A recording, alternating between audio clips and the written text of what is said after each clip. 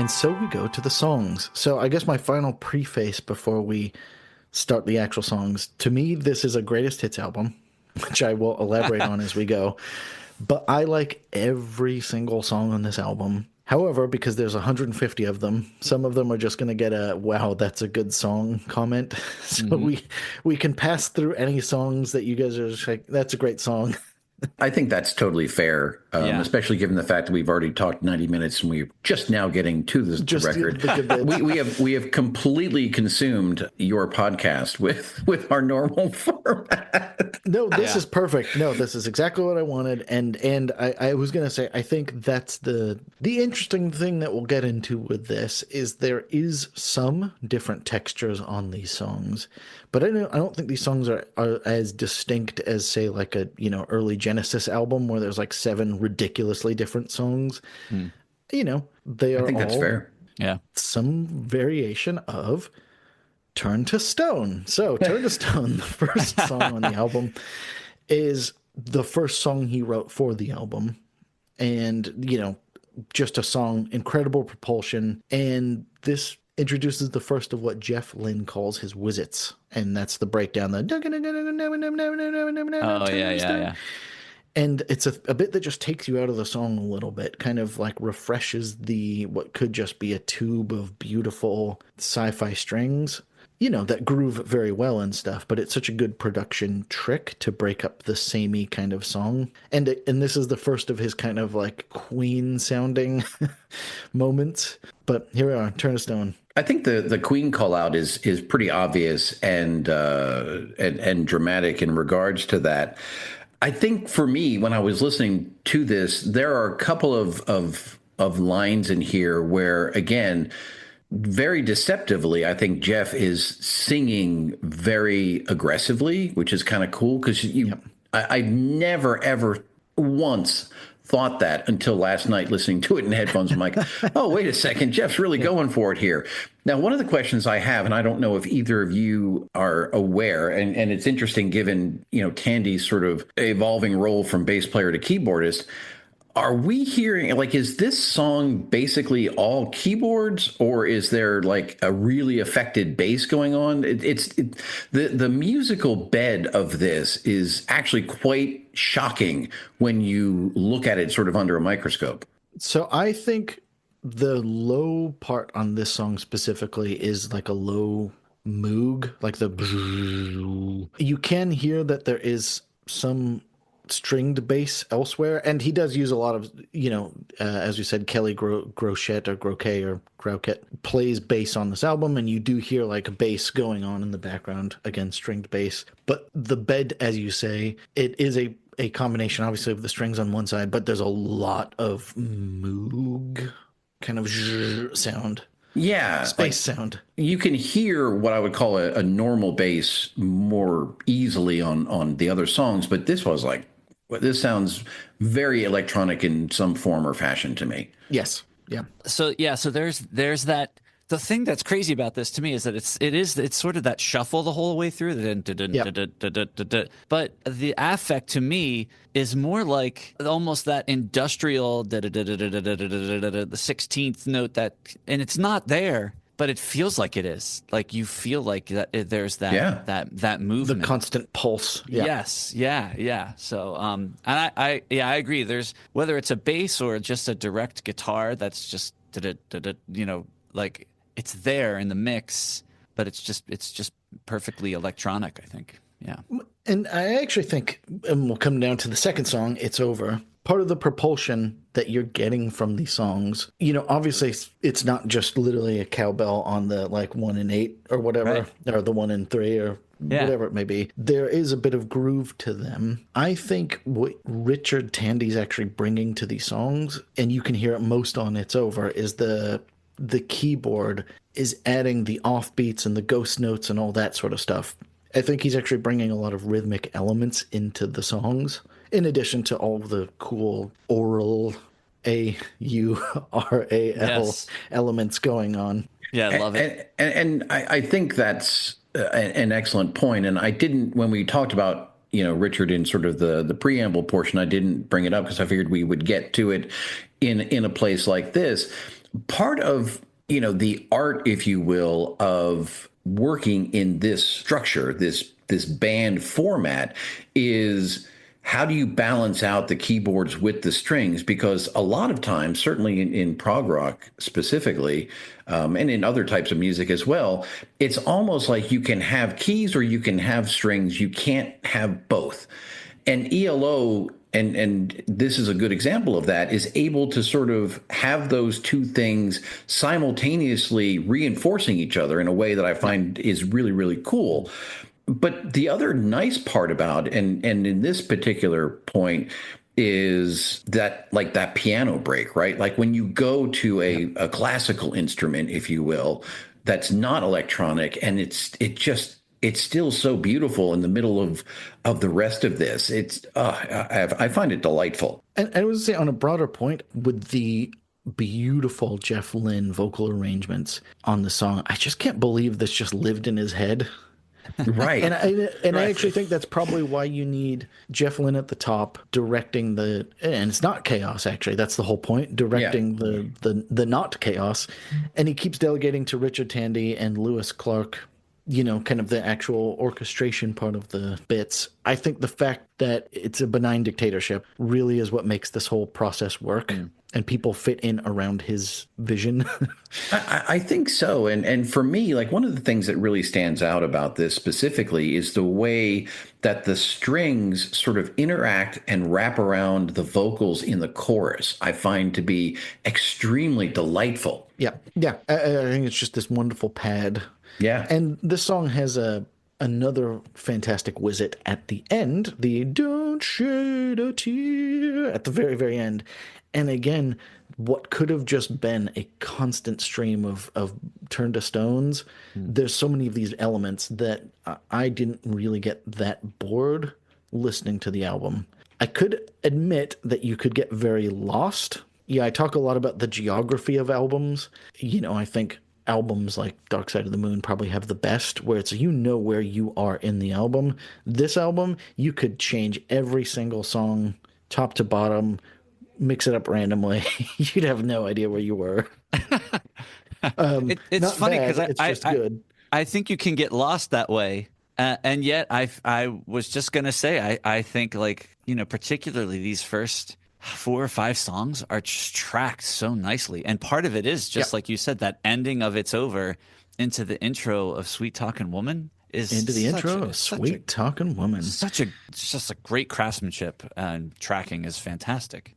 So we track now into Sweet Talking Woman. And of course, we can now talk about the vocoder, which we've not mentioned at all 8 times. So the vocoder, this is the first use of vocoder for ELO. How does a vocoder work? I don't know exactly how it works. It was developed in I believe, 1938, as part of the Bell telephone thing. They were trying to be able to compress voices, signals, if you will. And so it arose from that. I do not know how it came then to be deployed for entertainment purposes, if you will.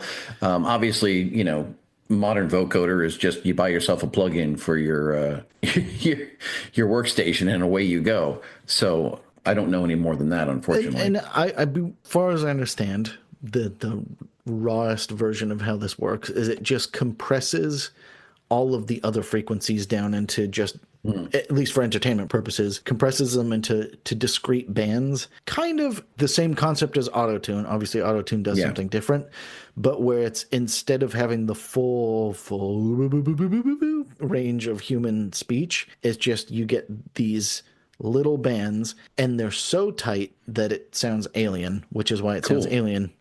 And I'm sure they then process it further to make it sound, robot-y. Yeah. But we start with the vocoder on this song. So an interesting point about ELO is I never know what they're singing about. Like, I don't want to say placeholder lyrics because that does a disservice to how good his lyrics are, but I never feel like he has a point, and I think he admits this. Like, he's just like, I find lyrics that sound pretty good, chuck them in. So I have no emotional attachment ever to ELO's lyrics. So it wasn't until I was like, actually, I should read what these lyrics are. And I guess this song is actually about a guy looking for a sweet talking woman. Like he's met a sweet talking woman somewhere on the telephone line, I guess. These were the days before 976 I numbers, so it's listen. not that. This was. I don't think I realized it in the day, but when I hear this song now, I'm like, boy, Huey Lewis and the News completely ripped this song off. Their very first line is the same. Like this, the first line here is, "I was searching, and I'm pretty sure that's the same. That's the same The line. same song. Yeah. Do you believe in love? Right? It's like what? Yep. Like how did Yep. they get away with that? I love both songs, but yeah, the more you go down the ELO rabbit hole, the more you're like, how much of music did this album really influence? Goodness. Yep. No, and I was gonna say if I was a young songwriter, producer, whatever, this album would have blown my mind. So I don't know how you'd get some of these earworms out of your head, and some of these production tricks as well. Earworm. I'm glad you said it, because that's a lot of what Jeff does, and we'll get to my biggest earworm here in a little bit. It's fascinating. Like this is one of the singles, right? This is one of the songs that we would have heard myriad times on the radio and everything else. It does obviously have that very Beatlesque intro, which is interesting, but the verses are guitar driven. So this is one of the few times where you don't actually have to look for Jeff's guitar, which is kind of interesting. It's got the doo-woppy backing vocals later on, which is sort of an interesting amalgam that you wouldn't necessarily expect, yet there it is. And I'm curious if either of you were struck at all by the tone of what I'm assuming are the acoustic guitars in here, because it sounds like they're paper thin and they don't sound entirely like an acoustic guitar, but I can't ascribe it to anything else. It's when we talk about Jeff's production techniques, this really, like, I almost wish I had spent more time listening closely, because I think there's so much here that I just always took for granted. And the acoustic guitars in this track is one of those things. It sounds unlike anything else I've heard before. Yeah, I think he, much like the orchestra, recorded the acoustic guitar kind of close, lots of compression, then reverbed it to hell. Yeah, I think it transforms it. Oh yeah, and I was gonna say I think that's the other element of ELO that you can actually hear in the background of a lot of the songs is just that strumming. Yeah. I think it's like it gives it that little juicy bedrock. That makes it a rock song in its way. Yeah. So I think he treats all of the instruments the same, all of the voices the same, just compress, reverb.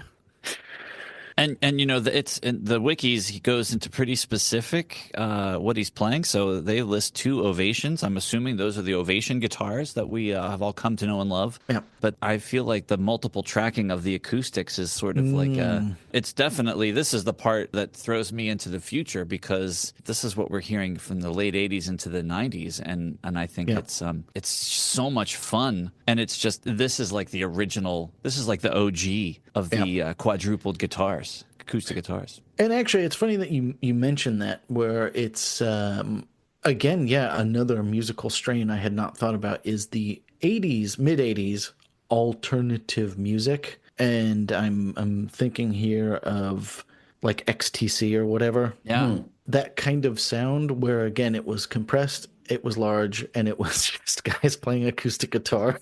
Yeah. Not shredding, just kind of doing that strum thing. Yeah. Yeah. So interesting. But taking a trip back to across the border, it's interesting. So the main bit, there's like that kind of 50s, you alluded to the doo-wop sound in Sweet Talking Woman. We're about to have in pop culture a 1980s comeback with obviously Meatloaf and Grease. So this is the 50s looking back at the 80s. So Sha Na Na, etc. I don't know. There's something about the happy days, people hanging out at the diner. So that's kind of the main part of this song, is kind of this very 1950s Chuck Berry-esque get up and go style. Of course, he covered Roll Over Beethoven to great effect on their second album. I think that's part of his growing up soul, Then there's the spaghetti Western touches. And I will say, to Jeff's credit, I've been saying, oh, it's just like a kind of uniform orchestral whatever. He's actually really good at adding orchestral textures. It's not just he just has a pad of strings. He actually is Yeah. very good at adding different orchestral textures. And we actually did talk about this on the ELP episode. This generation would have been the spaghetti Western generation. So I knew I was going to do this. ELP did The Sheriff on their album. And again, just that, we're going to get Wild West Hero on this album. How Wild West Hero was a single still boggles my brain, but that's a different conversation. It's wild. And then, and then we have Cowboy Story on Thin Lizzy's Jailbreak. I think these guys growing up in the 50s, their Marvel universe was American Westerns. Yeah. And of course, then also the dream of the American diner. So I think that American 50s culture, it sucked to be in Britain circa 1950. And I think to look back then to America, where everyone's either home on the range or driving a little deuce coupe, great, wonderful. Yeah, it's so remarkable, this fascination, and running podcasts like we do in the music we listen to, you run up against it time and time again. And so Bill Bruford in what was that documentary? It was from the Union Tour, Paul, 92? Yes. Yep. Something like that. Yep. Bill Bruford is famously quoted as calling themselves cowboy crazy. Everything was about cowboys. And then I also noted, Genesis had a couple of very unfortunate forays into the Wild West motif that have not aged particularly well, but yet they did it. And it's just every time I hear an English band do something like this, it just it makes me chuckle a little bit, because it just seems incongruous, and yet they all did it. They all love this stuff. And I think this is one of the better examples of this in terms of that, in that it doesn't have any patently objectionable, themes or anything like that. It does have, musically speaking, a very sort of propulsive nature. You feel like you're on that train, going through the night. You've got places to go. There are musical cues that tell you where you're going. There's a lot there. And the other thing that really kind of geeked me out when I was preparing for this about this song is now we have a little bit of sound design here. We've got these train sounds and everything else, and we're moving, we're starting to sort of stand in space next to, at this point, the all-time greats of Pink Floyd in terms of bringing in these atmospheric sounds. And we'll talk about this a lot 100%. More when we get to side 3.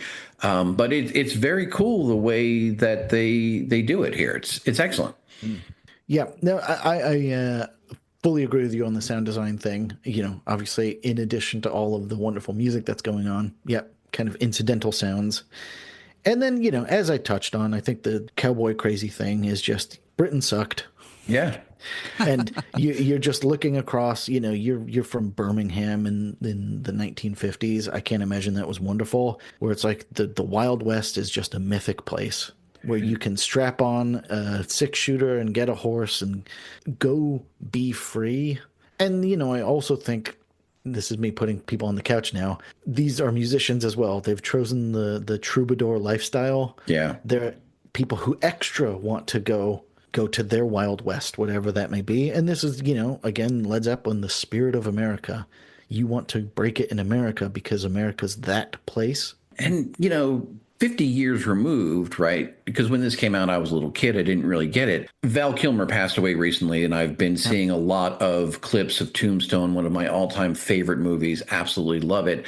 And I remember the first time I saw that movie, and I was amazed at when they give sort of the history of Wyatt Earp post Tombstone and how he wound up sort of in Hollywood, and which means that the Wild West as an entity or an idea was actually much closer to the world in the 50s or the 60s or the 70s than people of our age think of. The Yes. Wild West is ancient history, but for them it would have been much more immediate because it would have happened more recently. I think it's Yeah. interesting. This track also, coming back to the track itself, Yeah. this track does have, it's one of those crunchy guitar tones that kind of made me sit up and go, "Ooh, thank you, Jeff. I liked that." Yeah. I love the call out to Meatloaf there because to me that's exactly what it sounds like. It Yeah. sounds like Bat Out of Hell. That tone is a perfect spot for it. Yeah. And again, I think you guys were both talking about the tracking, where it's like we've had soft, we've had less soft, we had soft again. I think they have like a bit of oogie boogie, Yeah. whatever. Again, within the bounds of ELO's production, these are pretty distinct songs. And I think at that point we come to Night in the City. Yeah. And this is the quote unquote darker song. And it was funny, I was thinking back to Ed, one of my other co hosts, on our Piper at the Gates of Dawn episode. And he talks about the light and the dark of Pink Floyd, how they had at that era very light music and then also dark, creepy, super kind of unnerving music. And then I laughed to myself because even though this is their dark song, ELO are at a fundamental level unable to go dark. Yeah. So I was still like, ooh, A Night in the City. Like, this is so groovy. And this didn't have the hustle and bustle and oppression and anonymity and whatever. I was like, nope, I'm still grooving. This song on last night's listen through completely floored me. Yeah. This song was so much, like, I always loved it, but I love it exponentially more today than I did when I woke up yesterday. Just the structure of the song, the cacophonous intro with, I don't know if it's a subway, I don't know if it's a guitar, I don't know if it's a key, I don't know what the hell it is. It doesn't matter. It communicates exactly what I need to hear. And then it goes right into that bitchin' guitar. I mean, the intro to this is ginormously huge. Yep. Very, very cool. And earworms. Let's talk about earworms. 747 just left from gate 11. I cannot tell you the number of times that line pops into my head in the middle of nothing related to it at all. It just, there it is. Happens all the freaking time. Then you get this drum beat, and now we've got, it's a meme now, but you got this cowbell coming in. All right, very cool. Then you've got, a bunch of ooh la la la's. Yeah. All right. Who doesn't like a good la la la? I'm on board with that. And then you get into this, the driving you insane, into the night in the city. And then it circles back. You're just like, fuck yes. Yep. It's amazing the way this song is structured. And yes, I agree with you, Ian. I have the impression that it's nighttime, but it's not dark. There aren't people murdering me around the streets. So it is dark, quote unquote, but I'm completely floored by this song. And it was interesting because some gentleman listed this as the 5th best ELO song, which I was like, all right. So, of course, I had to go look at that list. It's an interesting list. I made a playlist, listened to it this morning, and we've already gone on long enough, so I don't need to go anymore. But there you go. Yeah. So the only thing I wanted to add is that on my last couple listens, like the first 10 or 12 seconds of this reminded me of the 1980s Atari video games, soundtracks, effects, and I was like, what else could they influence in this band? And I do love the guitars in this, and I think they kind of almost like the blueprint for those future Tom Petty free falling style type things. But yeah, it's really great. And as a brief aside, I'm sorry, and Ian, welcome to editing Joe and me. Joe, I don't know if you noticed, but I believe this album is in the 1001 albums you must hear before you die. And so when you said that list, it just triggered that. And Ian, it's a volume that we consistently reference for its Yeah. Oh hyperbole. no, I know of the volume. I hadn't even thought to look, Paul. I'm going to go get it. Yeah. Sorry. As you just enumerated, these are a bunch of happy elements, and in any other band, this would be the Radiohead climbing up the wall song. But then I was like, no, we're gonna do doo-wop. We're gonna groove. We're gonna have these kind of lush guitars. We're gonna have an Atari soundscape. Yeah. It's just top to bottom Is wonderful. this where this is where you flip the album, right, to side 2? Yes. So which is a perfect cross, across the border into this is the perfect transition. Yeah. And then we roll on then to Starlight. And this is one of my favorites. And, to the point that I think this is basically just a greatest hits album. I think this song would have been Strange Magic if there had been no Strange Magic. Because it's got the kind of romantic floatiness. And I was going to say, I, again, could sympathize with anyone who gets exhausted after just loving every single song. Because it's like, oh, great, another, like, could have easily been the top single from this. And they just keep them coming. Because this is just another, like, love-ish song. It's done well, orchestrated beautifully. What else do you gotta say? Yeah. If you take the drums out, this is almost like balladish, but but this is where like that steady beat. Yeah. Boop, boop, and, boop, boop, boop, boop. Yep. Yeah. And the piano just like that, keeping the quarter notes, like Joe mentioned earlier, that you have these organic, if you will, instruments. I guess, well, I mean, that's, the symphony in ELO sounds space age. We've already talked about that. So what's more organic than an orchestra, right? But you have this, the more traditional rock instruments kind of keeping just the backbeat while all this lushness is going around it vocally and orchestrally. Yeah. Yeah. It's beautiful. I definitely hear Bee Gees in this, but yes, like this vocal line for me is like it screams Mick Jagger for some reason. I don't know if that's true but interesting. But just his delivery, sometimes I'm like, am I listening to Sticky Fingers here? It's really fun. I think when he when you say like randomly, he just digs in. So most of the song is Bee Gees, and then when he goes, "So I told you so, ho ho ho," and he's like, "Oh, that's Mick Jagger." Yeah, yes. But again, he's somehow combined every single male British singer into one. It's a superpower, It's magical. It is it's magical. Paul, you are correct. Out of the Blue is the only entry from ELO in 1001 Albums You Must Hear Before You Die. Ironically, or I don't know, maybe it's not ironic, it is on the page immediately preceding the Clash's debut album. So, wow. Yeah. Okay. Two faces of the 70s staring down. So onwards to Jungle. So Jungle is, I mean, this is probably the only song that I actually remember the lyrics because they're fun, if I want to call it that.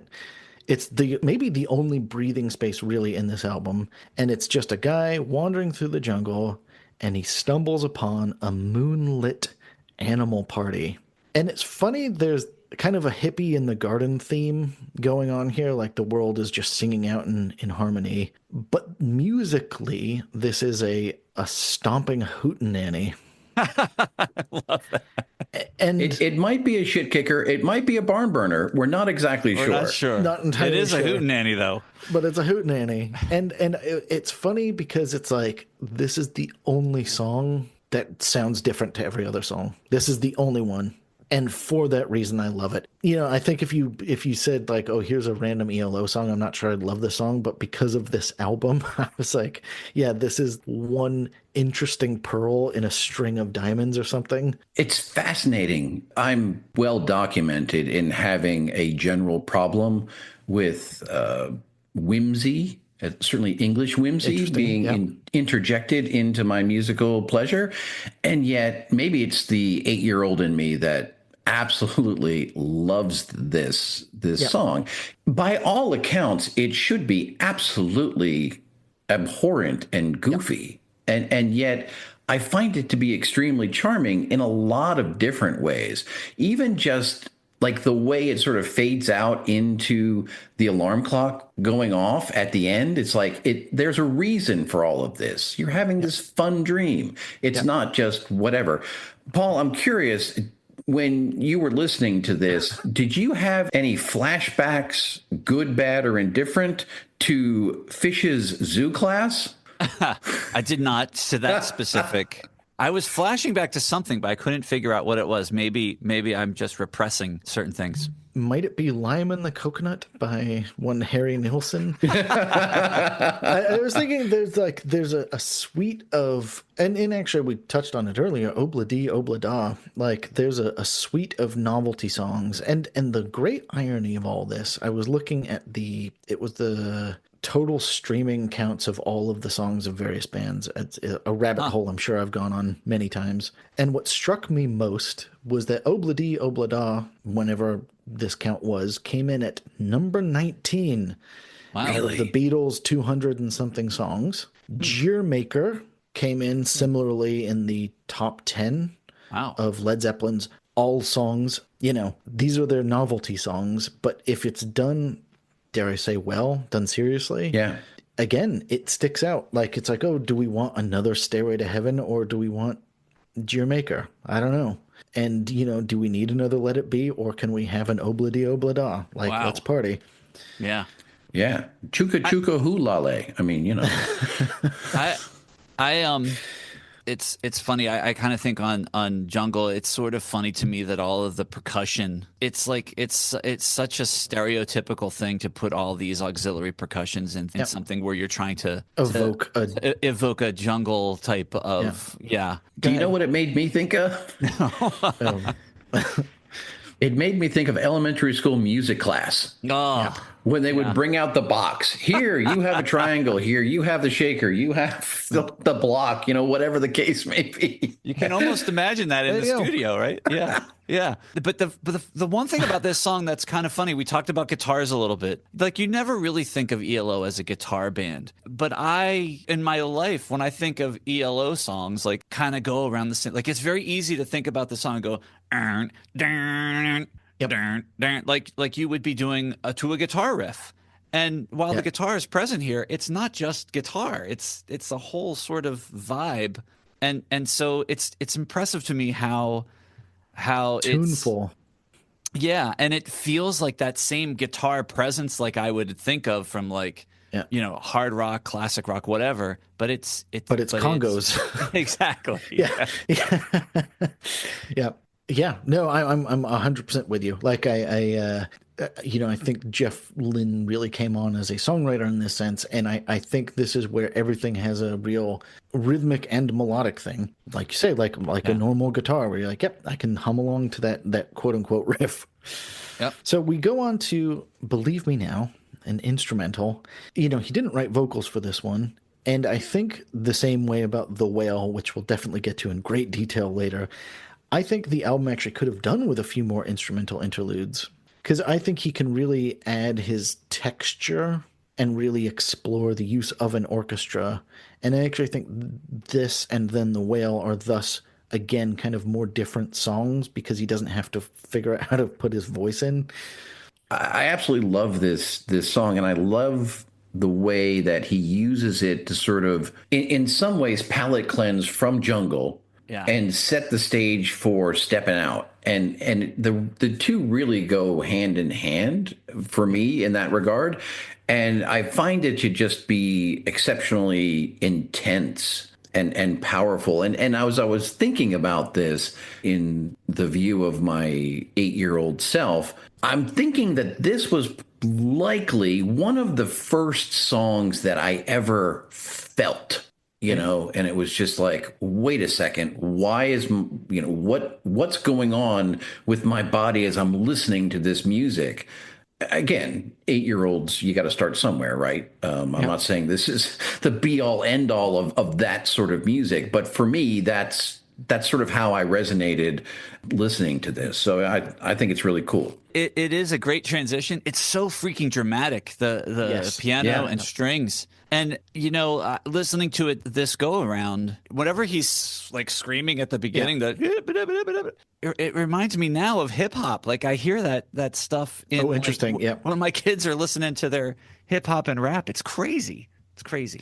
Well, and I was going to say, I think in that sense, because there isn't as much overt vocals in the thing, you can really take in the musical information in the background. And so I think that super dramatic explosion of powerful chords and all that sort of stuff, I understand how this would hit you in the heartstrings. Yeah. And I think the fact that it's only like a minute and a half, Right. just it's digestible efficient. for an 8-year-old, efficient for an 8-year-old. There you go.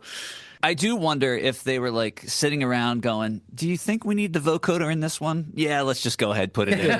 Just to be safe. Yeah. Yeah. Okay, so stepping out.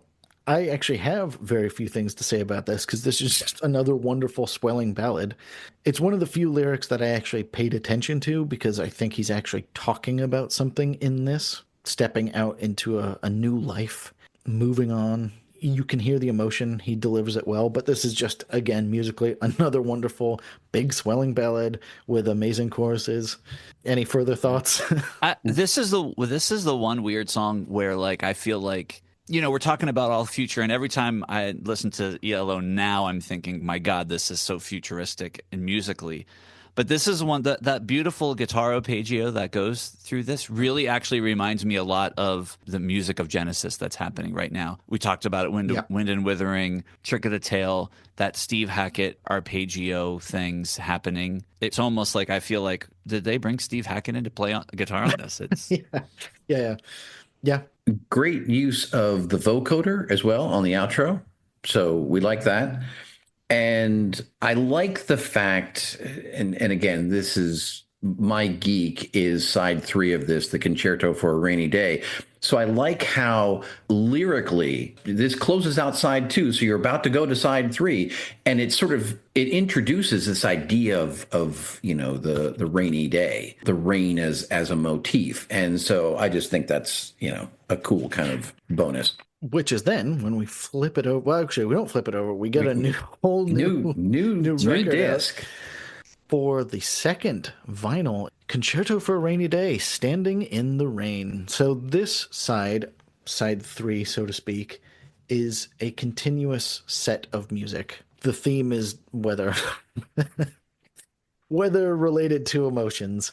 And Standing in the Rain is the intro to the concerto. And I was struck by how musical theater-ish this all is. And I'm surprised we never hear that from ELP too much. Because if you say rock with orchestra, first thing I'm thinking of is musical theater. Like Godspell or whatever. Like, I'm thinking we're going to do that. And it's actually, no, they don't really traverse those paths that much. This, however, feels like an intro. Like, it feels like we're being introduced to a concerto. Mm-hmm. Paul, you made the comment at the start of this episode that you doubt if your sisters ever got past side 1 of this record. I remember specifically when I started, listening to this, I would stay on the first LP. And then for some reason, I'm like, well, I've got this other thing. I expand it out. Again, my lack of memory is one of those well-documented things about me. So the fact that I can remember anything about this at all speaks to the impact it had on me. It had emotionally, yeah. And so I remember, being drawn in by the music. Certainly the introduction of Standing in the Rain, very, very intense with all of the theatrical pieces that you're talking about. Very, very cool. And then, when I'm poring over this cool album jacket and everything else, and I see Concerto for a Rainy Day. And I want to say that this was the first conception that young me had that you could take different songs and have them thematically connected and tell some sort of a story, which I thought was, a groundbreaking idea, besides the fact that musically, I really liked this.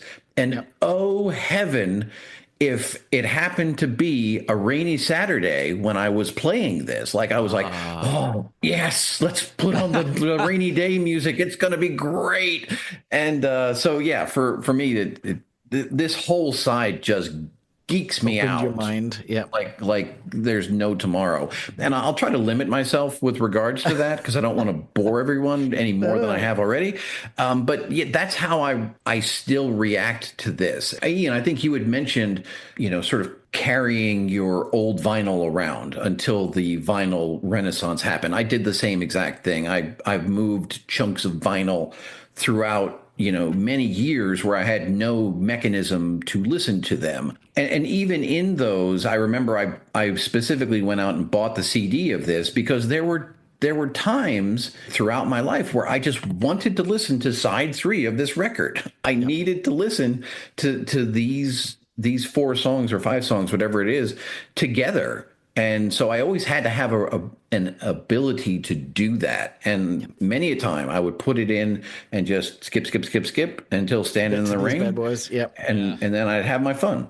On the vinyl, Joe, is it labeled Concerto for a Rainy Day, and is it also that way in the on the record itself, like on the actual disc? Let me check the actual disc, but the jacket itself very clearly says Concerto for a Rainy Day. Yeah, it's one of the problems with our streaming world is that you don't really notice that the obvious it just break. kind of happens. Yeah, and Ian, I'm sure you can appreciate this as a vinyl collector, right? We've talked a lot on the Palaver about how you listen to something on a CD or stream it, but then you get the vinyl. It's a completely different experience because you have to flip the record and change the discs and things. No, and I was going to say, I think to that point, I still think of music in 20-minute chunks.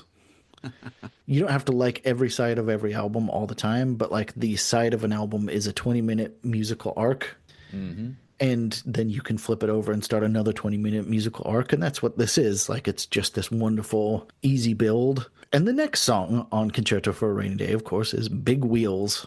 And this is one of those ones where I feel like I heard every bit of Jeff's vocals, and we won't belabor the point, but just that he is a Beatle, he's Bowie, he's Freddie Mercury. Like, he's just got everything in there. He's got his Mick Jagger moments. Like, this is just another really good song. I can hear the stadium lighters up moment. They're good at stadium music. Love it. Fabulous. Yeah. No, and I was going to say, and then Joe's holding himself back here. I am. I'm limiting myself. The thing. And it's the same thing again with Summer and Lightning. Just another easy and lovely song. And this is, again, where we kind of get to the ELO stretch where it's like, oh, yeah, another fucking wonderful, could have been a top single. The only thing I want to add to Summer and Lightning is I find it hysterical that somehow they get through the song and then they decide they need to break into the Joker interlude in the middle. Yep. Because of the way I've experienced music, I can't hear it any other way than. One of the things that I like about this side of music, when we start with Standing in the Rain, it's very, very sort of intense and thundery and everything else. Yep. And obviously we're moving towards Mr. Blue Sky. And I think Summer and Lightning does a really sort of good job of taking the I'm standing in the rain all cold and miserable and wet to, rain can be really cool if you're in the right space and it's the right temperature and everything else. And for me, in Summer and Lightning, that's reflected in these lines. And I love the way that Jeff sings them. Here it comes again. It's all around me. It must be magic. I love that sentiment. Yeah. And again, he's taking us from that very intense opening of this side through to the sunny part. And I feel that motion as we're listening to it. Yes. And again, just geeks me out. Well, and that builds very nicely to, of course, Mr. Blue Sky. And the background was literally what the song is. It was raining in Switzerland. He looked out, the sky cleared, and then Jeff worked the song out in a full day. Yeah. And nice and easy. Need we say that it is literally the perfect happy song? It's got that stomping beat. Yes, very Beatles Day in the Life, but it's all major chords. It's all do skipping along, and it's a tour de force of production. So there's Yeah. something new every 5 seconds. They get the guitar in for a little solo just to say, hey, we can do a solo too. And it's out running down the avenue with the breathing and the choir just continuing every verse to lift upwards and upwards and upwards. And it's so epic that I always thought it was about something, but there's not really a story there. It's just someone Yeah. skipping along, bringing cheer, being a Mr. Blue Sky. Yeah, it's really, and again, this is the type of song that could age very, very poorly and just become unendurable at a point. And yet somehow it's not. Even with, and I made mention in the notes of the sort of the repurposing of it in Guardians of the Galaxy Volume 2. So Yeah. my wife is much younger when I started listening to this album in preparation for this, and we got to Mr. Blue Sky, and she's like, wait a second, I know this. I'm like, I know you know this. But she knows it from that, not from, listening to it in 1978. So it's amazing that even in that context, right, you take it out of this and it stands completely on its own, and you can put it in a movie, and I don't even know when Guardians Volume 2 came out, probably like 2015, 18, Yeah, something in somewhere that there. general range. And it functions perfectly there as well. I find it truly remarkable, the sort of extended life that Mr. Blue Sky has had. And it does sort of, again, it completes the story of this side of vinyl, and it's absolutely delightful. And I think in that sense, like the reason it again, it treads the obla da line really brutally, but I think it's so richly produced. And the chords are beautiful. Like, I actually think that there's a lot of good elements here. And I think a worse band could have just made this a simple, stupid novelty song, Yeah. and they would have been a one-hit wonder band. I think with the unbelievable production intelligence Jeff brings to the whole situation, I actually do think this cashes the check that I Am the Walrus wrote, with all the whizzing bits going choo choo choo choo choo throughout the song. I like that. And Paul, I'm curious, do you have any thoughts about the super mellow solo tone in this track? I do.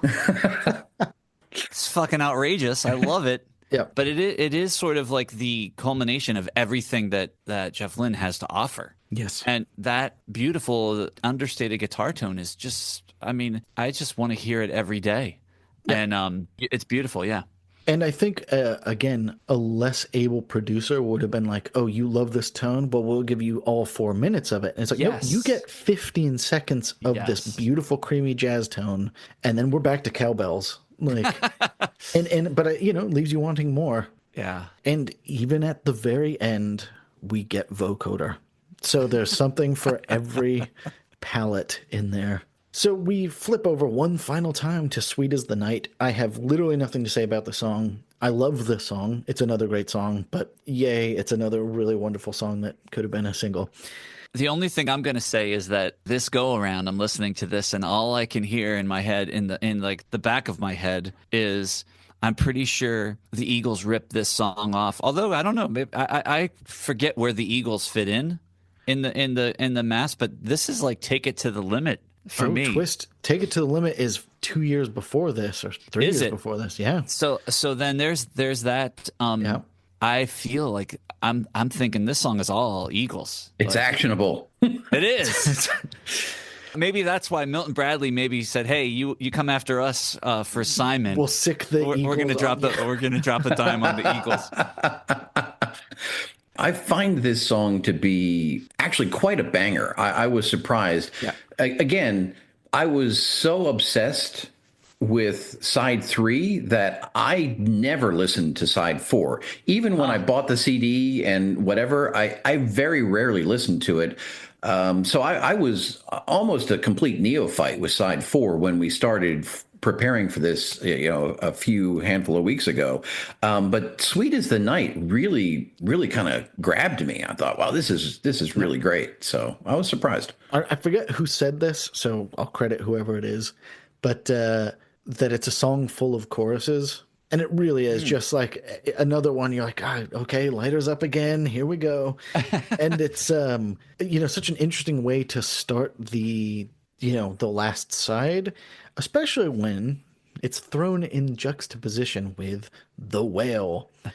So I will say, I want five more of these songs. Like, this is the thing, again, those little pearls in amongst the diamonds where you're like, okay, I'm intrigued. I want to see more of this. And though I love the use of synths in general in this album, I wanted more wild synths.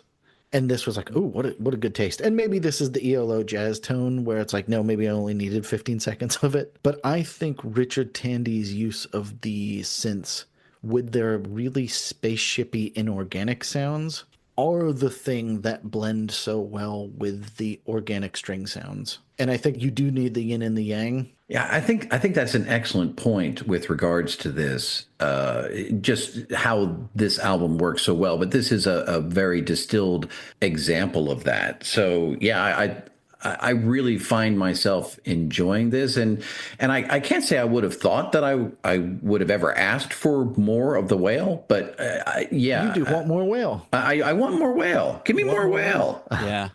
I definitely prefer Richard Tandy's keyboard impersonations of whale sounds versus Steve Howe's guitar impersonations that will come in a year later. Yeah, with Don't Kill the Whale. Yeah, You had to go there, didn't you? how could you not? How could you not?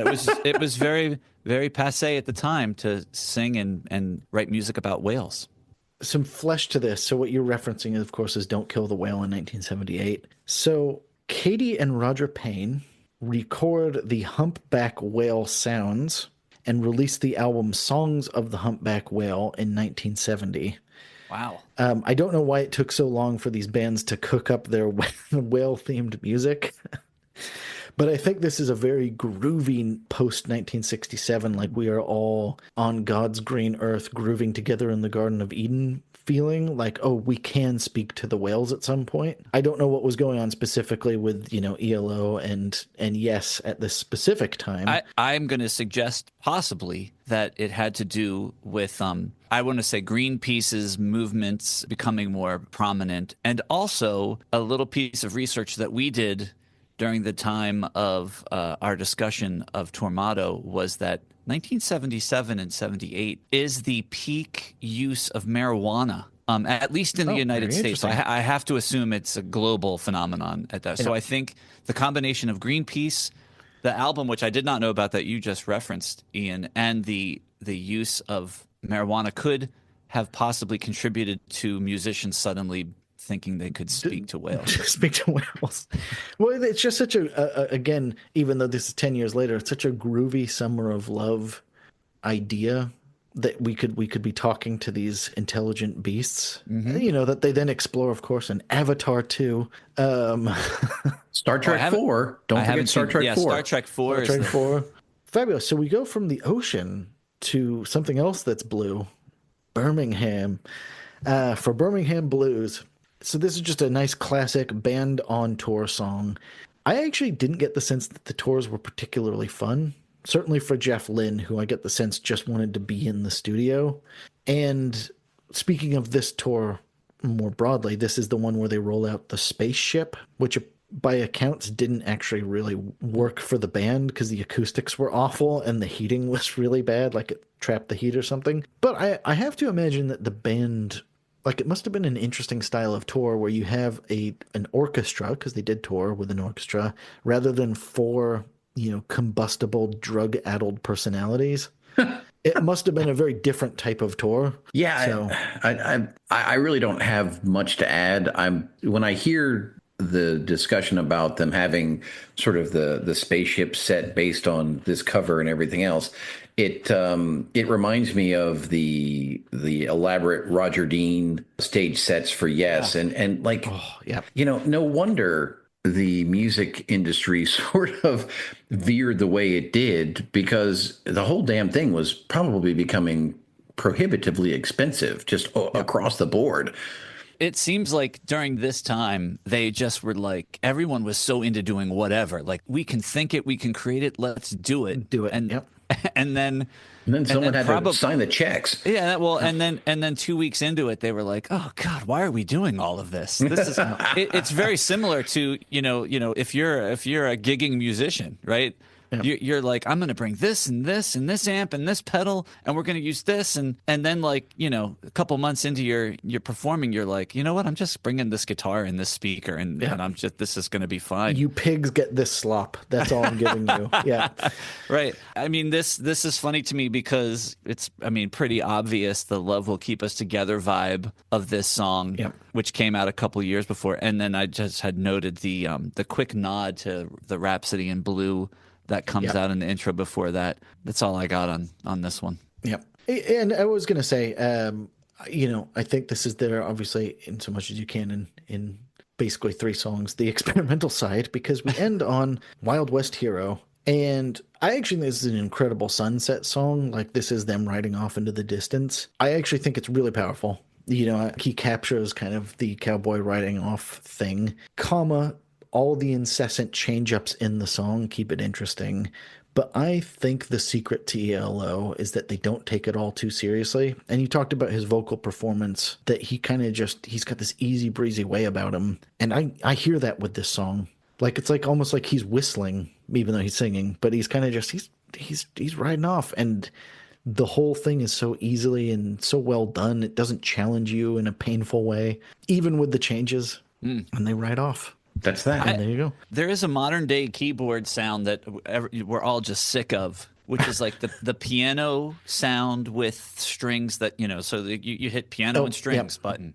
And I don't think that was available in 1977. I could be wrong, but I do think this album created that patch. 100%, because you want it. But yeah, this song particularly, you don't even think in the modern day, you just think it's a piano, right, with the strings behind it. It's beautiful. So that's all I got for you for this massive, massive album. So yeah, I guess my final point really was like, as I've mentioned a few ways through, this is to me very much a greatest hits album. I think out of whatever 16, 18, some amount of songs, loved every single song. Yeah. There's not a single one I really would have cut. And that's the greatest hits element to it. And there's just enough difference between the songs that, there's something for everyone in here. But any final thoughts on ELO or Out of the Blue? I just love, like, from a prog perspective, there are 17 songs and it's an hour and 10 minutes. Yep. Crisp and easy. It's fantastic. Yeah, fantastic. But even at an hour and 10, even at an hour and 10 minutes, to get 4 sides of vinyl that are all worthwhile, that's not an easy thing to do. We've all come across, either albums from this time period that were on vinyl, or, the opposite sort of end of that technological spectrum was, sort of the expansion of the CD capacity. And suddenly you had bands putting out 80, 90-minute records, and they had no business putting out 80 or 90-minute records. Whereas this, I think it's a remarkable piece of music that, they were able to put together. And, again, I haven't spent enough time sort of digging in and researching about ELO and why that is. But Ian, when you were talking about, sort of the dissolution in 86 and, Bev, go do what you want, just don't call it ELO. That sort of respect in the band, I guess, is the way, when you've got a group that's functioning well together, I think you can get things like this. So, I'm not an expert on the ins and outs of ELO, but I think that's how things like this happen. And I think to that point, I think obviously Jeff Lynne's steering the ship, but everyone served the song well. And I think that's how you create an album where it's like, okay, we don't need the bassist's first song on this album as well, and we're not going to also have a drum solo. This album, there's not a song I would cut, and there's not a solo that goes on for 8 minutes, and there's not like an extra bit and an extra bit and an extra bit. Yeah. You feel like Jeff Lynne sat down and he's like, this is a song that's worth it. It has exactly as many notes as it needs. Moving on. And then they got in the studio and they all did that. And so I do think that it is incredibly functional. And you can hear Jeff Lynne trialing out on his previous albums how to get to this point. So this is a worthy apotheosis of ELO. And I guess Apotheosis. There's your 25-cent word, Paul. it's the There it is. apotheosis. And I guess I'll just quickly run down where ELO would go from here. So this album would obviously do very well. It would go top 10 everywhere, contain a lot of their big hits. They would roll on to Discovery or Disco Very right in the pocket of disco. Another expensive studio rock album with the kind of liquidy strings. Another one filled with hits. Another one that went top 10 everywhere. Writing on the back of this, we would join Olivia Newton-John for the soundtrack to Xanadu. Excellent. And I was going to say, after like that album did very well, the movie did not. And then they would shear the orchestra part of the Electric Light Orchestra. They would become just ELO, kind of add the 80s keyboards for Time, another one of their smash hits, Secret Messages, and Balance of Power, 1986, after which they'd call it quits on ELO until 2001's Zoom. But Jeff, as we've been mentioning many times, would go off to become a super producer of sorts. Of course, he'd form the group, the Traveling Wilburys, with Tom Petty, Roy Orbison, George Harrison, and Bob Dylan. Kind of unlikely, but whatever.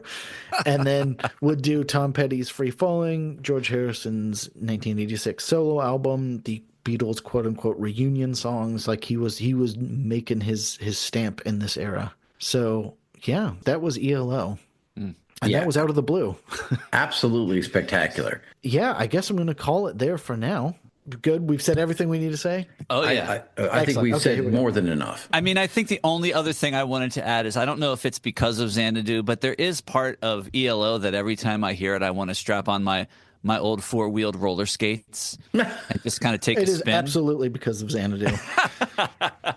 Just for those at home who've never heard of Xanadu, just because it's so improbable that this story would exist. So Olivia Newton-John, obviously hot off of Grease, gets hired to make a movie, and basically a struggling artist wants to open a roller rink in post-disco 80s.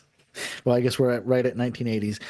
And would you believe it, he gets sent a Greek muse in the form of Olivia Newton-John to help him realize the dream of opening his very own roller disco.